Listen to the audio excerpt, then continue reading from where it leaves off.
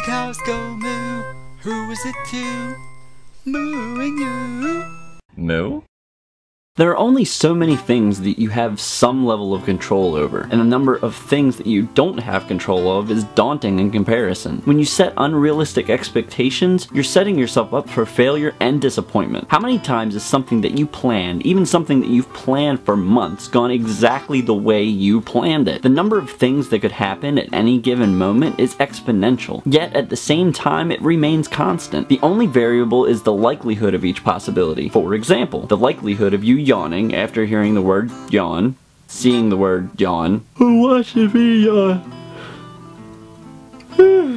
is relatively likely. But the likelihood of a spider monkey riding a crocodile crashing through your window and giving you a basket full of hard-boiled eggs, it's still a possibility, but it's slightly less likely. There's so many things that warrant being worried about, money and health being the two biggest ones, yet both still only allow a limited amount of control. At any given moment there can be an event that leaves even the most wealthy and well-off millionaires penniless, and the opposite can be true where there's a sudden upswing into money, like winning the lottery or getting a big fat inheritance. Just for fun, here's a short list of diseases.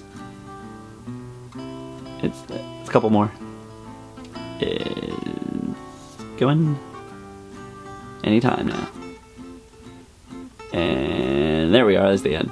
These are just the most known diseases. These are not including mental disorders and the subcategories of each of these diseases. At any time, you can contract any one or many of these just by simply walking out your door or even staying home. Now, as much as all of that may have freaked you out, sorry, it brings me back to my first point. Though these things are possible, and the possibilities are many, the likelihood of each varies. 1 in 230,000 people in the world will contract malaria, but malaria is only prevalent in 35 countries, so the likelihood of someone not in one of those 35 getting malaria is much less than those who are actually in those countries. Like Asia, for instance. They have strict quarantine regulations for people who have visited areas that are affected by the disease, which brings us back to that level of control. Though these precautionary measures are in place to prevent the spread of the disease, eventually there is the possibility of it spreading anyway through mosquitoes. Here's one that you have a little bit more control over. 100 people per year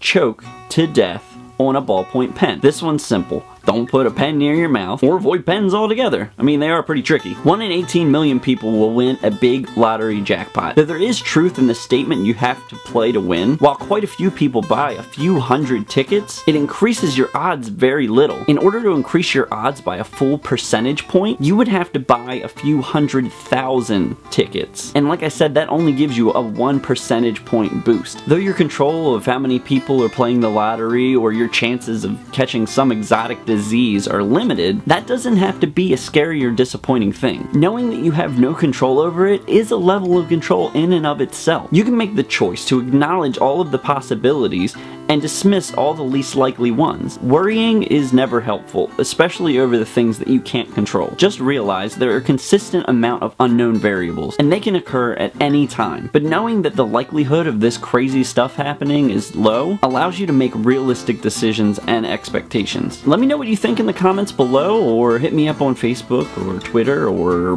Instagram me a picture of a puppy or something. Let me know. You can check out some other videos, or you can check out my band, or like I said, give me a comment and subscribe and all that good stuff. I will see you guys next time. Alright.